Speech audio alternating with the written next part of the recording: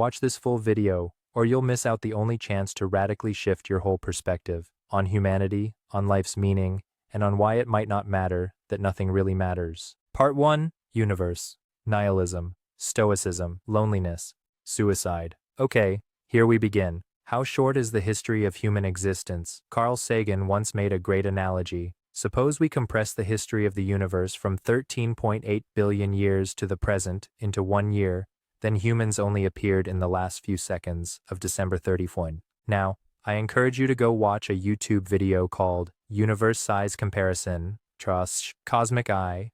You'll see that Earth is only a tiny part of the solar system, which is a tiny part of the local interstellar neighborhood, then Orion Arm, then the Milky Way, Virgo supercluster, Laniakea supercluster, then the observable universe, then the entire universe. You are one person out of 7 billion people, on one planet out of 8 planets, orbiting one star out of 300 billion stars, in one galaxy out of 200 billion galaxies. Every human that has ever lived, every story that was ever told, happened here on this microscopic blue dot. In the long river of time and the huge space of the universe, each of us is so insignificant and so tiny, and we are nothing more than particles within this universe. I would come back to watch this video every few years, and every time without exception, it always puts me in awe. This world doesn't rotate around you, yet people always think of themselves as the center of the world. Letting go of this mentality enables you to get closer to the truth.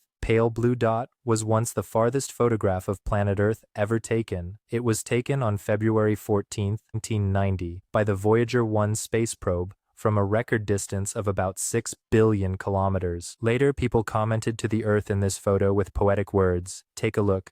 Look at this light blue dot. All historical emperors and generals, all the people you know and don't know, stories that you haven't heard before, all happened in this tiny blue point. In the vast universe theater, the Earth is just a very small stage. Why should we limit our vision and imagination to such a small point? Part 2. Nihilism. Here's a question that has perplexed humanity for thousands of years. What is the meaning of life? In order to answer that question, we came up with all kinds of religions and superstitions. These practices simplify things and make goals seem attainable. They provide an answer to all our questions. They gave us clear instructions to guide our lives. But all religions and superstitions are false and fake. Personally, I refuse to go on a self-deceiving trip. On the science side, from the perspective of evolutionism, our mere existence is to reproduce offspring and pass on the genes. Because at the end of the day, we are just animals. Our foremost mission is to survive and to reproduce. That answer is correct and true, but it kinda sucks to realize that we are just carriers of the genes without self-will. It doesn't give us much hope or instructions on how to live our day-to-day life. It does not alleviate any confusion or eliminate any uncertainty for people. People are just as clueless and bewildered about life as they used to be. And that's when the philosophy of nihilism comes into play. Nihilism advocates, no matter how we imagine our own importance, invent purpose, attach significance, define and pursue goals, life is still inherently meaningless. Life is meaningless, regardless of the never-ending human's desire to fulfill some special existential purpose throughout history. The universe is still completely indifferent to our existence. A French philosopher, Albert Camus, pointed out that life consists of two irreconcilable facets: the contradiction between the human's desire to find meaning in life and the meaninglessness of the universe. The human species is the end result of the random, purposeless evolutions in nature. We did not come with any missions. Even if mankind disappeared tomorrow due to a certain pandemic infectious disease, the Earth would keep rotating like nothing had happened. Will Schroeder said in his YouTube video, "It's hard to accept the fact that our mere existence is to further the passing on the genes that control us. There's no special purpose other than that. The universe doesn't care. It's hard to accept that our efforts would be largely pointless and quickly forgotten in our indifferent universe. We are just moaning about an imaginary illness. We are not as deep as we think." Has a great line. Nobody exists on purpose. Nobody belongs anywhere. Everybody's gonna die. Why did I adapt the concept of nihilism? Because life becomes a lot more fun when you know that it is meaningless. You can go easier on yourself. Everyone is going to die. So anyone who enjoys their life has just had an extra treat. It's just a bonus. At the end of the day, nobody gained anything. The adaptation of this nihilism mentality is very freeing. Like Rick and Morty said, when you know nothing matters, the universe is yours. The world is gonna end someday, and everything you've done will be destroyed. When you die, it's just like it was before you were born. Nothing. One advice: the person who has the most fun wins. I am really insignificant. I don't doubt for a second that all my creations will go into oblivion. One of my favorite writers, Rolf Dobelli, said this in his book's epilogue. I don't doubt for a moment that my books will vanish like stones dropped into the ocean of world history. After my death, my sons will probably still talk about me for a while. Hopefully so will my wife, and maybe even my grandchildren. But then that's it. Rolf Dobelli will be forgotten, and that's exactly as it should be. Not believing too much in your own self-importance is one of the most valuable strategies for a good life. Part 3. Stoicism. This next philosophy I'm going to introduce to you goes hand in hand with nihilism. It's called Stoicism. Stoicism is, as its literal meaning, be like a stone, face everything with an indifferent attitude. Learn to look at yourself from a third-person perspective. The higher perspective you view yourself, the lower the significance of your feelings. As the entire human species, each individual is dispensable. The world will keep spinning minus anyone. Don't take yourself too seriously or think the world needs you. No, at the end of this, there's no winner, we all die. You need to have a heart that can fit in the entire universe. You will lose everything you love. Whether it goes first or you do, nothing is forever. In the end, what we gain is nothing more than the memory neurons and emotion chemicals in our brain. We spent our entire lives in this world, just walking through without leaving any trace. Then we just die like that, along with our experiences, our stories, and all the knowledge we have learned in our lives, just like a dust in the universe, disappear and be forgotten. The most powerful state of mind is probably realizing that no thing must be owned, no one cannot be lost. 大概人生最强大的境界就是没有什么东西必须拥有，没有哪个人不能失去. Don't sweat the small stuff, and it's all small stuff. I absolutely love this quote.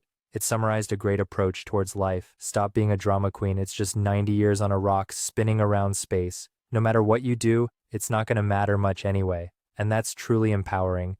You're insignificant. The sooner you accept it, the more powerful you'll get. Eventually, it's not depressing, but rather liberating to accept you're not really special. If you take yourself too seriously, then you'll never have real freedom in your heart. If there's no reason to do anything, there's no reason not to do anything.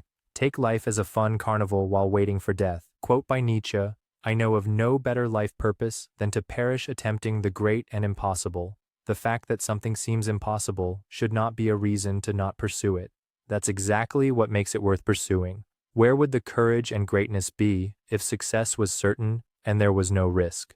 The only true failure is shrinking away from life's challenges. You are just here to experience life. You can't own anything. You can't keep anything. You don't need to prove anything. There is nothing that must be achieved. All you can do is keep trying, harvesting, feeling, and then letting go. We come to this world just to see how flowers bloom, how water flows, how the sun rises when the sun sets, to experience interesting things, and to meet unforgettable people. Life is inherently boring, but if you run, there will be wind. Sure, you can have hope and meaning to fight the thought of depression, but they both must rest on our appreciation that our lives have no inherent meaning. Overcome your emotional struggles, come to peace with your inner self. After that, life changes. Part 5.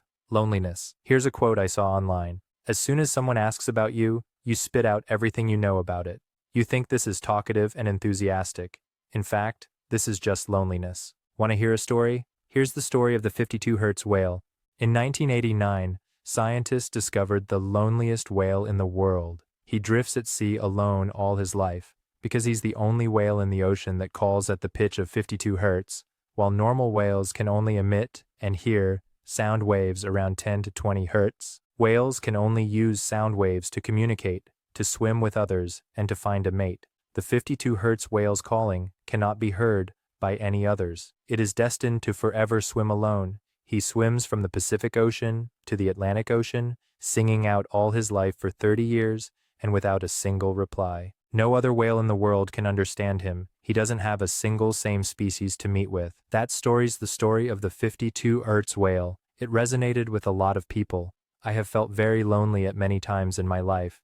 My former best friends like Para Shapa, Tan Bo Long, Jake Pepper, have all left me one by one. I think, between people and people, we are just passers-by. If comparing life as a trip, the number of people walking along with you will always increase and decrease. Sometimes, the more crowded the city I'm in, the more lonely I feel. Because I realized that even with millions of people in this city, I still can't find a lover. I still can't find a friend. I still can't find the social group I belong to. This feeling of being isolated and not belonging is like a stone weighing on my heart.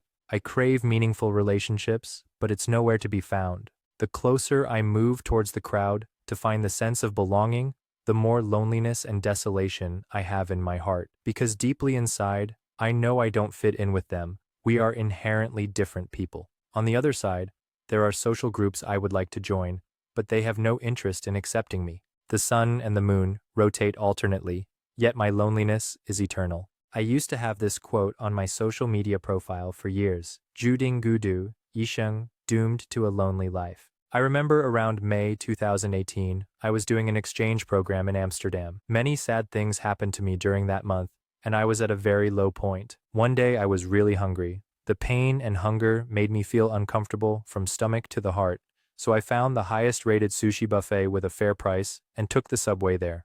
As I entered the door and got seated, I felt a little uncomfortable, because no other people eat sushi buffet alone. The waitress also showed a little surprise on her face after I told her that I'm one person. I'm a little embarrassed to admit that I have no friends and no one likes me. The waitress was a very warm, short, and chubby girl. She told me that next time I can bring friends or family together. Out of self-protection, I immediately replied to her, "Actually, I enjoy alone time." This answer is clearly not within her expectations, so after a momentary pause, she immediately changed her words and said, "In fact, sometimes she likes being alone too." I suddenly felt relieved, felt that this was really nothing. Being alone is much better than wasting time with the wrong person. I could have chosen to become more confident. After I returned to my college in NY, I changed. In the past, I was scared of being seen eating on my own, so I would intentionally avoid eating at a cafeteria.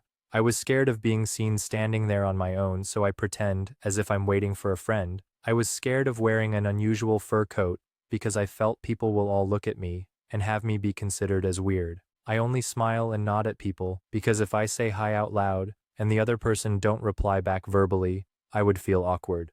But this time, not anymore.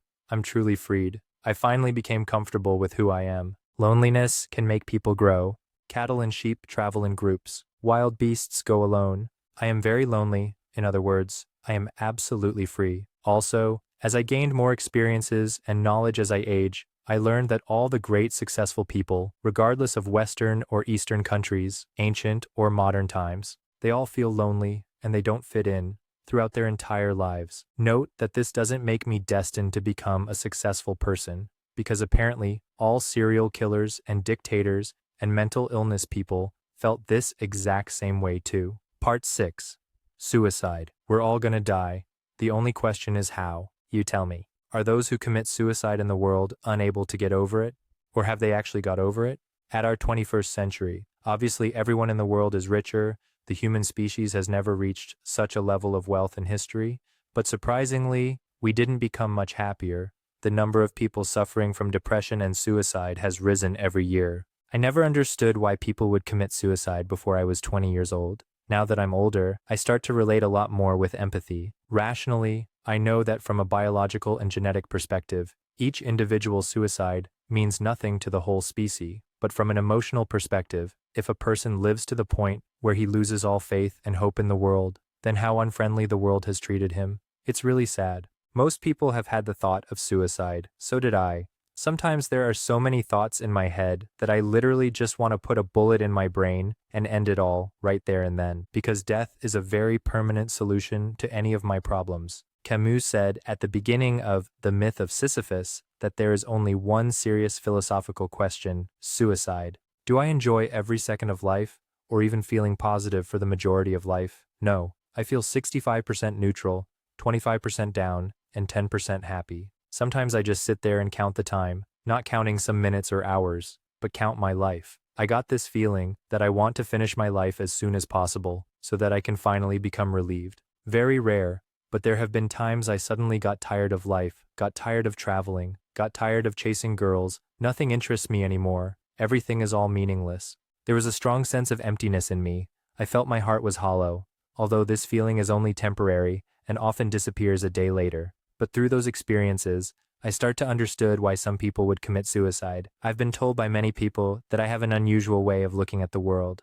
When Graham Moore won Oscar, he said this on stage. When I was 16 years old, I tried to kill myself, Moore told the audience, at Hollywood's Dolby Theater and around the world, because I felt weird, and I felt different, and I felt like I did not belong, and now I am standing here. So I would like for this moment to be for that kid out there who feels like he's weird, or he's different, or he doesn't fit in anywhere. Yes, you do. Stay weird, stay different, and when it's your turn to stand on this stage, pass the message along. That's a powerful message, so I'll pass it along here. And please don't worry for me. As of now, I'm just being sentimental. There's no way I'll commit suicide. If I was found dead in a foreign country, it's definitely homicide. There are only two things in the world that can fight death: hope and meaning. So I encourage you to go out and define your life's meaning for yourself. Doesn't matter if it earns validation from other people or not. As long as you are happy with it, you should go for it. I thought of Linkin Park's Chester Bennington, who committed suicide a while ago. What a tragedy. He has everything a man could ask for, yet he got bored of the game. There's no more higher achievements left for him to pursue. He's already reached the pinnacle of this game of life and decided to log off. I think that people who commit suicide must have lost all hope. Hope is a very important feeling for human beings. It doesn't matter how terrible or gorgeous you are living now. The most important thing is that you still have hope for the future. Do you believe that everything will develop towards a better direction? Do you believe that good things will happen soon? Which way of suicide is the least painful? 1. Take a hot bath. 2. Drink a glass of warm water or milk with some honey. 3. Lie on the bed in the most comfortable position, relax your body, close your eyes, and empty yourself. 4. When you open your eyes the next day and see the sun rise, yesterday's you are already dead.